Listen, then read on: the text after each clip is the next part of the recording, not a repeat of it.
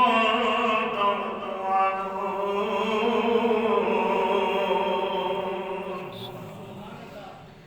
نحن أولياؤكم في الحياة الدنيا وفي الآخرة ولكم فيها ما تشتهي أنفسكم ولكم فيها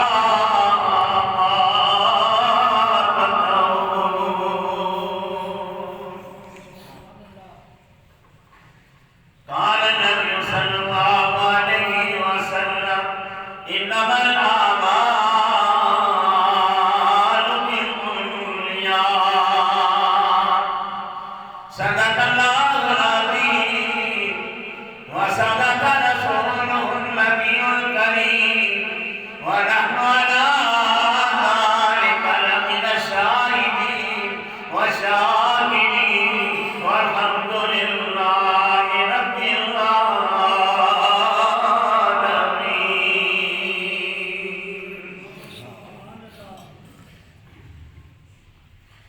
صدق قرآن پڑھنا کوئی منے یا نہ منے او دوئی جہاں مایا وسیع جڑا حد قرآن دی بھر ایک دو دن دی زندگانی ہے ایک دو دن دی زندگانی ہے نہ اتنا اچھل اچھل کے جاؤں یہ راستہ یعنی جانے کا اے دو جوان سبل سبل کے جاؤں واقعہ نہیں واقعہ نہیں یہ نام محمد جڑ دیا نہیں جڑ جا بن جیڑیاں دی کمانی لکھ مڑو کدے مڑ دیا نہیں کتنے علی کتنے تیری سلام اے مشتاق آنکھیاں کتھ جا اڑیاں ماری دا کرو بانی دینا ماری دا کرو بانی دینا دے بھر بھر مشکا پارے مالک دا کم بھر بھرنا لاوے یا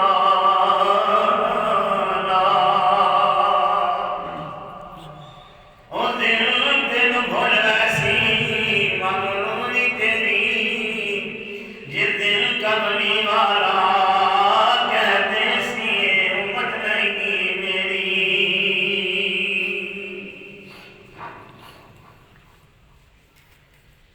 اے ایمان والو اللہ کی اطاعت کرو رسول کی اطاعت کرو تاکہ تم پر رحم کیا جا سکے خبردار اولیاء اللہ میرے دوست ہیں انہیں دنیا میں نہ کوئی خوف ہے نہ آخرت میں کوئی غم ہوگا نبی پاک کا فرمان ہے کہ اعمال کا دار و مدار نیتوں پر ہوتا ہے صدق اللہ العظیم وصدق رسولہ النبی الکریم میرے واجب الاحترام بزرگوں میں نے اپنی آپ کے سامنے قرآن پاک کی آیات تلاوت کی سرور کائنات فخر مجیدات ذاتی کوثر رہبر و رہنما بدر الدنیا شمس الضحیٰ احمد مصطفیٰ محمد मुस्तफ़ा सल्लल्लाहु अलैहि वसल्लम का पैगाम पढ़कर सुनाया। रब्बुल आलमीन से दुआ है कि रब्बुल आलमीन मुझे असल तरीके से बयान करने की और आपको सुनने की तौफीक अता फरमाए। आमीन।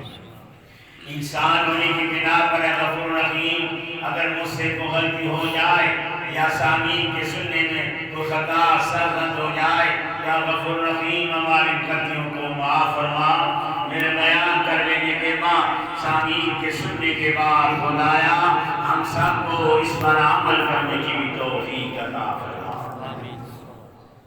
दुआए अल्फाज के बाद मुख्तसर से जो वक्त के लिए मैं अपनी तकरीर का मौजू रखा है वो औलियाए कराम है। आज मुख्तसर वक्त में मैं आपको बताऊंगा कि अल्लाह कैसे लोगों को अपना दोस्त बनाता है। मोहम्मदी मस्जिद वालों मेरी बात याद रखना, हर नौकर बादशाह की खिदमत करना चाहता है। हर नौकर की ये तमन्ना होती है कि मैं बादशाह की खिदमत करूं। हर नौकर की ये आरज़ू होती है कि यारो मैं बादशाह की खिदमत के लिए मुकर्रर हो जाऊं। यानी हर नौकर ये चाहता है, हर नौकर की आरज़ू होती है कि यारो मुझे बादशाह अपनी खिदमत के लिए मुकर्रर कर ले। मोहम्मदी मस्जिद वालों ये कोई कमाल नहीं, हर नौकर बादशाह की खिदमत करता है।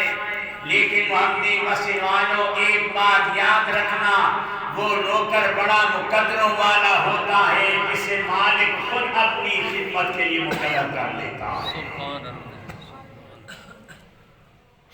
ये अल्लाह ताला ने हम मुसलमानों पे जो करम किया कि आज जुमे के रोज अल्लाह ताला अपने उन मुबारक लोगों को, अपने उन मुबारक दोस्तों को जिनसे वो प्यार करता है, उन्हें कहता है कि छोड़ो दुनियादारी को, छोड़ो अपने घर बार को, छोड़ो गलियों को, छोड़ो बाजारों को, मस्जिद का रुख करो। मोहम्मदी मस्जिद वालों दुनिया में करोड़ों लाखों करोड़ों अरबों लोग बसते हैं। अल्लाह ताला उनमें से मखसूस लोगों को चुनकर अपने घर में बुलाकर कहता है मेरी इबादत करो, मेरे आगे सजदा करो, क्योंकि मैं खुदा ने तुम्हें बख्शने का बहाना बना लिया है।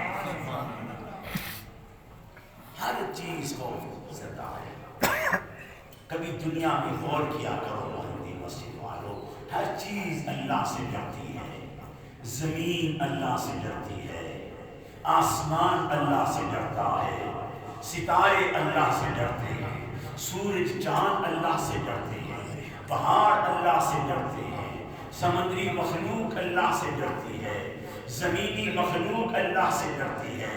हर चरिंदा, हर परिंदा, हर इंसान अल्लाह से डरता है। पूरी कायनात की मखलूक अल्लाह से डरती है।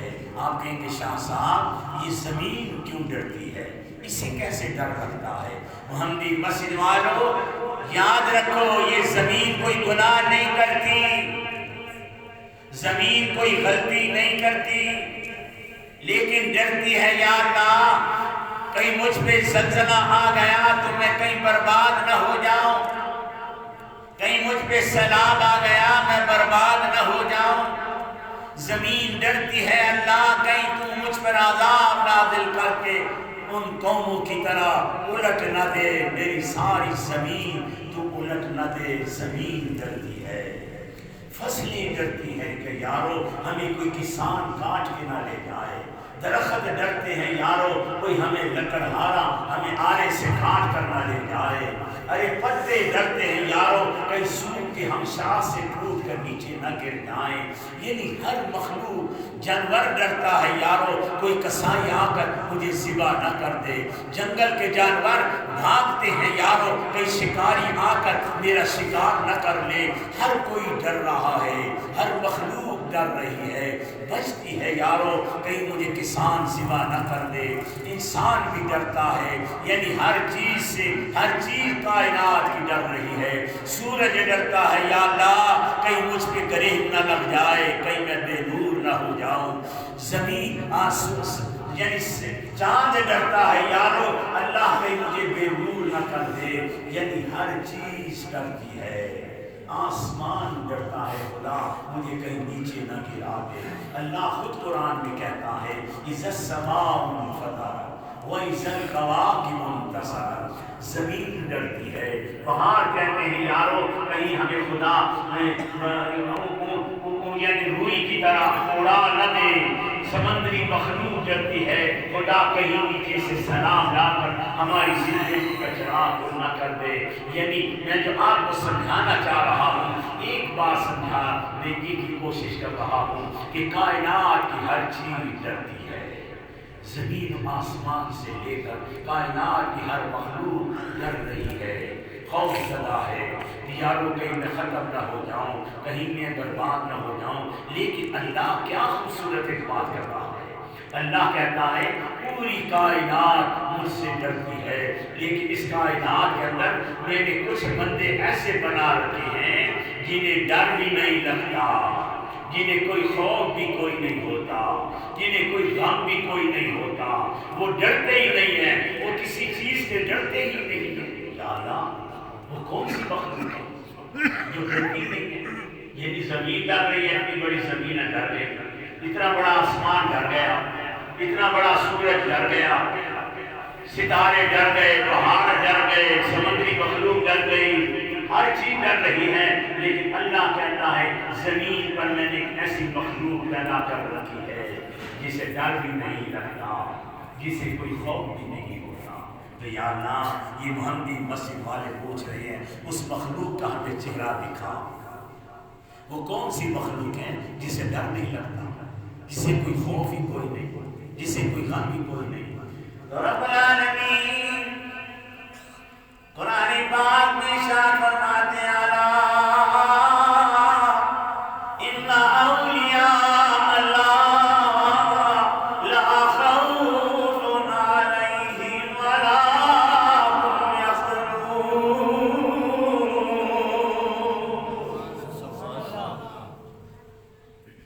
مہندی مسیح والوں سبحان اللہ، اللہ کا قرآن پڑھا جائے، اپنی زبانوں کو آج معطر بنا کے جاؤ، اپنی جھولیوں کو خدا کی رحمت سے بھر کر جاؤ۔ جب اللہ کا قرآن پڑھا جائے اپنی زبان پہ سبحان اللہ کہا کرو، کیونکہ اس سے میرا خدا بھی خوش ہوتا ہے، میرا رسول بھی خوش ہو جاتا ہے۔ اللہ ان اولیاء اللہ، یہ اولیاء اللہ میرے دوست ہیں، انہیں کوئی خوف بھی کوئی نہیں، انہیں کوئی ڈر بھی نہیں لگتا ہے، انہیں کوئی ڈر نہیں۔ یا اللہ یہ دنیا میں کیا کام کرتی ہے، یا اللہ ان کا کیا کام ہے؟ فرمایا کہ یہ میرے وہ ولی ہیں وعباد الرحمن الذین یمشون علی الارض ہونا وَإِذَا خَاطَبَهُمُ الْجَاهِلُونَ قَالُوا سَلَامًا۔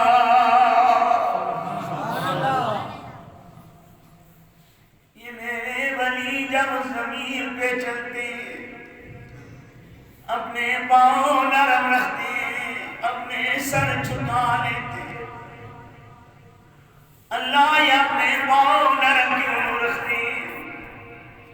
اللہ کے ولی رو کر کہتے ہیں زمین اگر آج میں نے تیرے پہ سخت پاؤں رکھ دیا، جب میں تیرے اندر آؤں گا تو کہیں تو میری ہڈیاں پرواہ نہ کر، جب میں تیرے اندر آؤں گا تو میرے حسن کو کہیں تباہ نہ کر، میں تیرے جب اندر آؤں گا میرے دیڑے میرا جسم کھا جائیں گے، میرے حسن کو برباد کر دیں گے، میری ہڈیاں پوسیدہ ہو جائیں۔ زمین پہ نرم نرم چلتے ہیں تاکہ جب زمین کے اندر جائیں زمین پہ سختی نہ کریں۔ یا اللہ بھی کیا کرتے فرمایا کہ میرے ولی وہ میرے دوست ہیں جو اپنے پاؤں کو زمین پہ نرم سے رکھتے ہیں، لیکن جب میری زمین پہ اپنا خوبصورت چہرہ جھکا لیتے ہیں، اپنے چہرے کو میرے آگے جھکا لیتے ہیں، پھر سجدوں میں رو کے کہتے ہیں والذین یبیتون لربہم سجدا وقیاما۔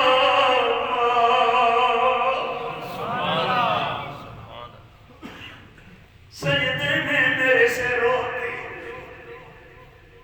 سجدے میں پڑھ کر کہتے ہیں اللہ تو نے کیوں صبح سورج جلدی طلوع کر دیا ہے، ہمیں تیری ذات کی قسم ہے ابھی تو ہمیں سجدے میں مزہ ہی کوئی نہیں آیا۔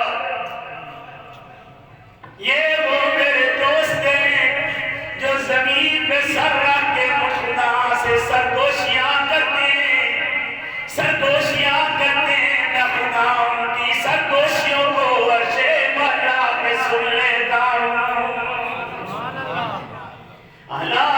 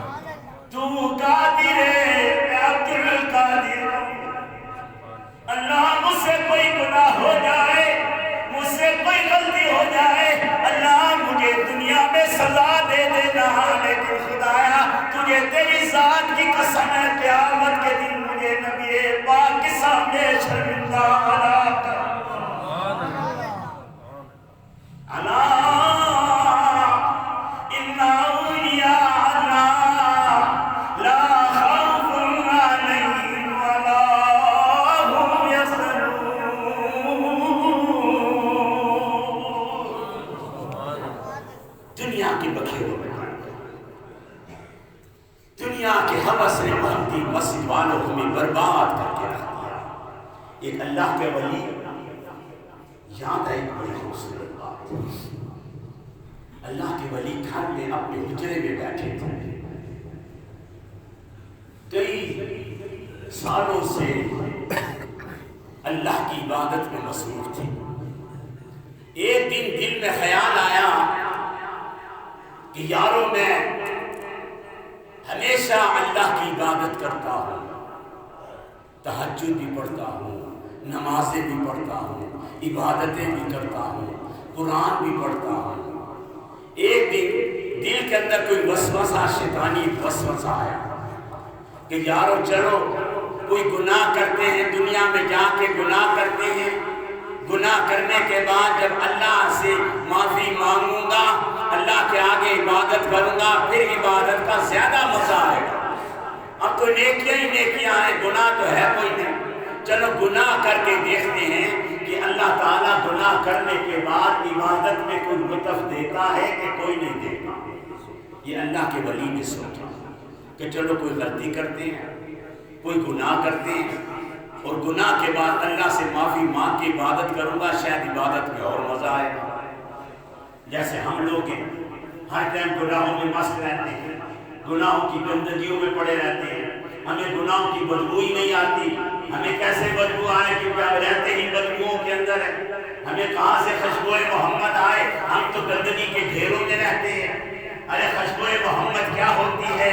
یہ ایک بڑھیا عورت آئی میرے نبی کے دروازے پر، رو رہی ہے، اپنی جوان بچی کو میرے نبی کے دروازے پہ لائی. حضور کریم نے فرمایا اماں کیا بات ہے، کیوں آئی ہو ہمارے گھر؟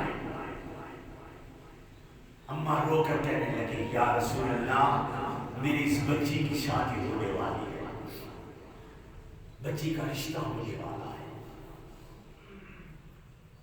میں نے اس کے کپڑے بھی بنا لیے ہیں، میں نے جو اس کا جہیز کا سامان بننا تھا میں نے تھوڑا تھوڑا کر کے تیار کر لیا ہے.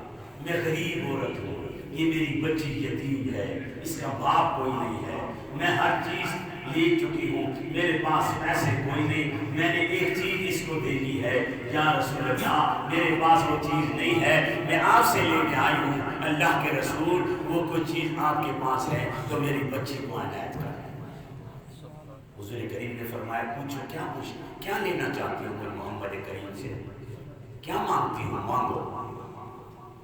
سنو محمدی مسجد والوں، اللہ نے میرے نبی کا کیا مقام رکھا تھا، اللہ نے میرے رسول کا کیا مقام رکھا تھا. محمدی مسجد والوں خود سوچو، جس نبی کو ہم نے دیکھا نہیں، جس رسول کو ہم دیکھتے نہیں، ہم اس رسول سے کتنا پیار کرتے ہیں، تو جنہوں نے دیکھا ہوگا میرے نبی کو وہ میرے نبی سے کتنا پیار کرتے ہیں، وہ میرے نبی سے کتنی محبت کرتے ہیں.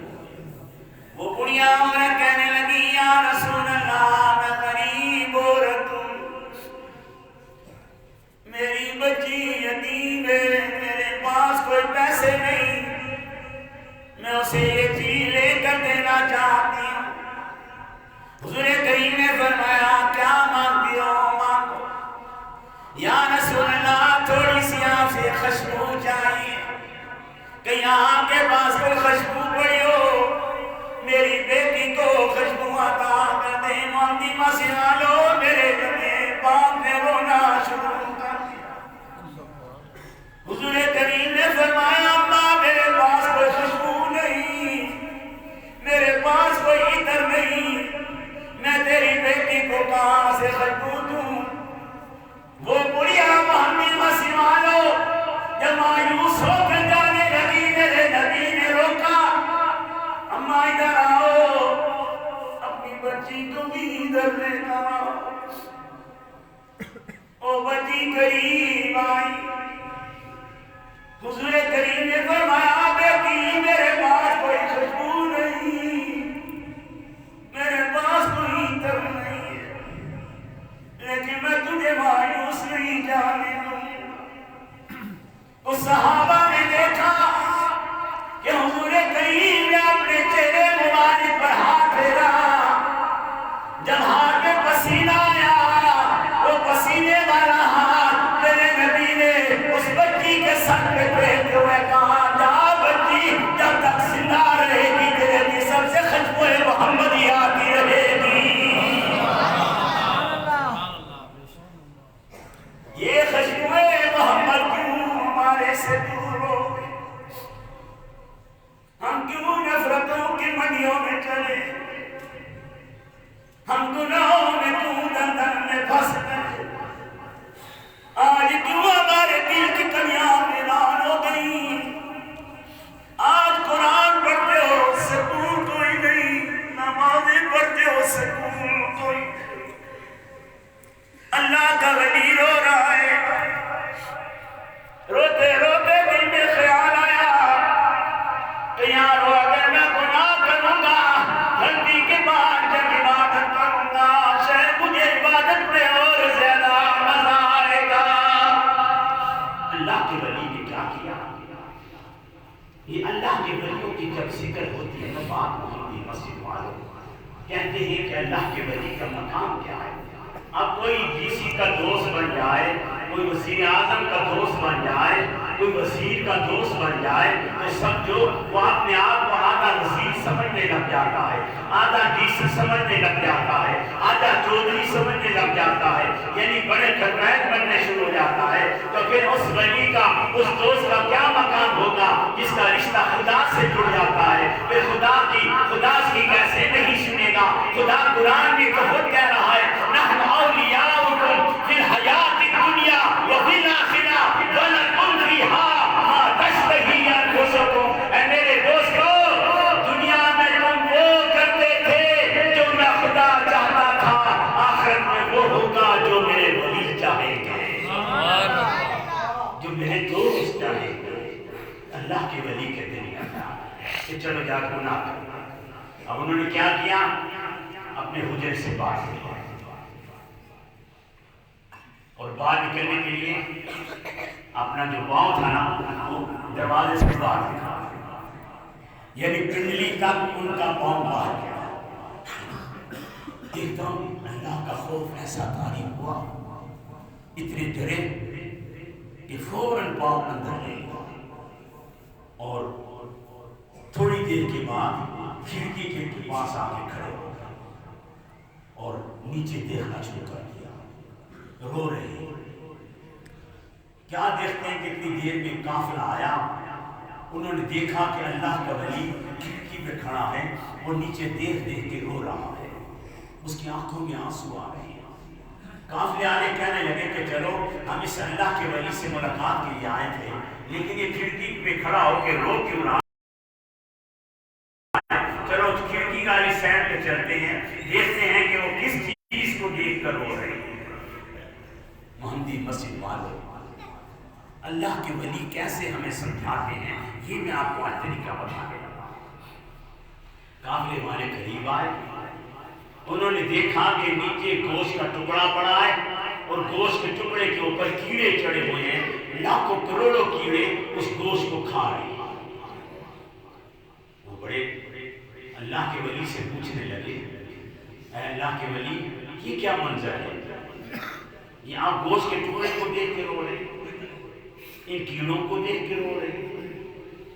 اللہ کے ولی نے رونا شروع کیا اور ان قافلے والوں کو کیا خوبصورت جواب دیا۔ وہ جواب میں آپ کو سنانا چاہتا ہوں تاکہ آپ کو پتہ چلے اللہ ایسے لوگوں کو اپنا ولی نہیں بناتا، سوچ سمجھ کے اللہ کیسے لوگوں کو اپنا دوست بناتا ہے۔ ان دوستوں کی میں آپ کو شکل دکھانے لگا، ان کا چہرہ دکھانے لگا۔ اللہ کا ولی رو رہا ہے، قافلے والوں نے پوچھا اے اللہ کے ولی یہ گوشت کا کیا ٹکڑا ہے جس پہ سارے کیڑوں نے حملہ کیا ہوا ہے؟ اللہ کا ولی رو کر کہنے لگا یارو یہ کوئی گوشت کا ٹکڑا نہیں، یہ میرے پاؤں کا ٹکڑا ہے۔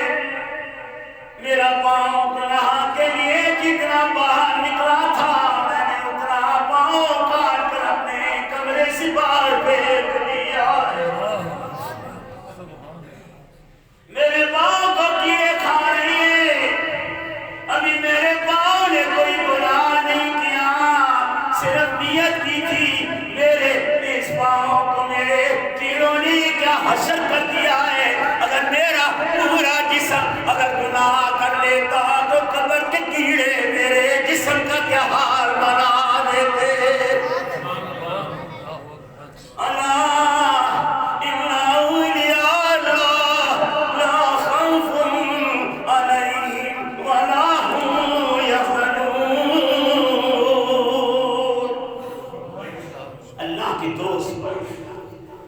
اللہ کے دوست بننے کے لیے جائیداد کی ضرورت نہیں، اللہ کا دوست بننے کے لیے دولت کی ضرورت نہیں، اللہ کا دوست بننے کے لیے کوئی بڑا خرمین بننے کی ضرورت نہیں۔ اللہ کہتا ہے میرا دوست بننا چاہتے ہو تو آؤ میرے نبی کے راستے پہ چلو۔ محمدی مسجد والوں یاد رکھو ولایت جو ہے وہ جائیداد سے نہیں ملا کرتی، میرے نبی کے کردار سے ملا کرتی ہے۔ یاد رکھو اللہ کا ولی خدا نہیں ہوتا، یہ حقیقت ہے، اللہ کا ولی خدا نہیں ہوتا، لیکن یاد رکھو اللہ کا ولی خدا سے جدا بھی نہیں ہوتا۔ اللہ تعالیٰ نے اپنے دوستوں کا کیا لگتا ہے حضرت قطب الدین بختیار کاکی رحمت اللہ علیہ دنیا سے رخصت ہو رہے تھے. دنیا سے رخصت ہونے لگے تو ان کا ایک عجیب واقعہ آپ کو سنا تاکہ آپ کو پتہ چلے اللہ کیسے لوگوں کو اپنا دوست بنا کر اپنے دوستوں کا کتنا اونچا مقام رکھتا ہے. حضرت قطب الدین بختیار کاکی رحمت اللہ علیہ دنیا سے رخصت ہونے لگے تو اپنے خاص مرید کو بلایا اور عقیدت مند کو بلایا. کہنے لگا یارو یہ میں نے لفافے کے اندر ایک اپنی نصیحت لکھی ہوئی ہے. یہ نصیحت یوں کرنا جب میں دنیا سے رخصت ہو جاؤں, جب میں دنیا سے پردہ کر جاؤں, جب میرے جنازے کی چرپائی پڑی ہو, جب مجھے کفن پہنایا جائے, جب میرا جنازہ پڑھنے کے لیے لوگ آئیں تو اس ٹائم تم یہ لفافہ نکال کر ایک اشتہار کی صورت میں سامنے لگا دینا اور لکھ دینا, ساروں کو بتا دینا کہ یہ حضرت قطب الدین بختیار کاکی کا جنازہ ہے اور جو کچھ میں نے لفافے میں لکھا ہے وہ سارا پڑھ کر جنازہ پڑھنے والوں کو سنا دینا. اب اس لفافے میں لکھا کیا تھا؟ اللہ کے ولی کی عجیب سوچ ہوتی ہے. انہوں نے کیا لکھا تھا وہ میں آپ کو بتا دوں. ہم جو نصیحت اصل میں ہمیں تو نصیحت کا موقع ہی نہیں ملتا, ایسی ایسی خدا موت دے دیتا ہے کہ کلمہ پڑھنا ہی نصیب نہیں ہوتا. کبھی ایسے ایکسیڈنٹ کر دیتا ہے آدمی اسی میں مر جاتا ہے, کبھی گانے سنتے سنتے ہارٹ اٹیک ہوتا ہے بندہ مر جاتا ہے, کبھی اسے کلمہ نصیب نہیں ہوتا. پوری رات ہم موبائلوں پہ اپنی نظر جمائے رکھتے ہیں کہ کون سی ویڈیو دیکھنی ہے, کون سی جناب ہم نے واٹس ایپ دیکھنی ہے, کون سا میسج پڑھنا ہے. ساری رات ہمارا ٹیلیفون کے اوپر اسکرین کے اوپر پڑا رہتا ہے. ہمیں نہ تہجد یاد رہتا نہ نماز یاد رہتی ہے, لیکن ہم نے کبھی صبح اٹھ کر قرآن کی شکل نہیں دیکھی, قرآن کا چہرہ نہیں دیکھا, قرآن کی اسکرین نہیں دیکھتے. اللہ نے اسکرین میں کیا لکھا ہوا ہے؟ محمدی مسجد والو موبائل کی دنیا سے نکلو, گندی تکروں کو چھوڑو. اگر دنیا کے اندر کوئی خوبصورت اسکرین دیکھنا چاہتے ہو, اللہ نے اس قرآن کے موبائل پہ میرے نبی کا حسین چہرہ بنا رکھا ہے. اے نبی کی زیارت کرو تاکہ قیامت کے دن کسی کی محتاج نہ ہو جائے.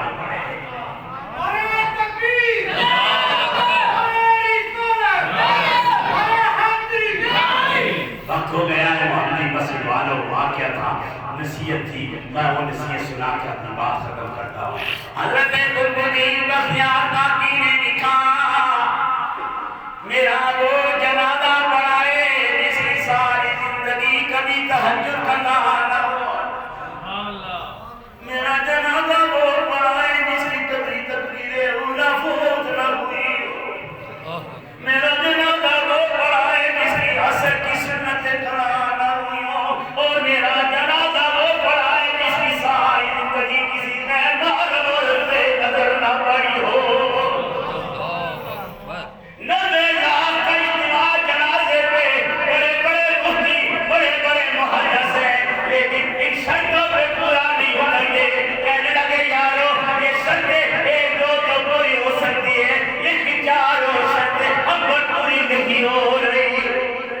شام کا وقت ہو گیا, تو جنازہ پڑھانے آگے نہیں آ, سورج ڈھل رہا تھا.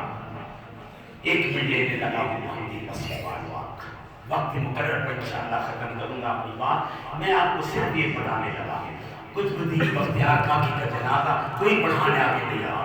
جب شام کا وقت ہوا ایک شخص آیا, اس نے اپنا منہ ڈھانپا ہوا تھا اور چہرہ ڈھانپتے ہوئے حضرت قطب الدین بختیار کاکی کے جنازے پہ آیا اور رونے لگا, آنکھ سے آنسو آ گئے. حضرت قطب الدین بختیار کاکی کا چہرے سے لگام اٹھایا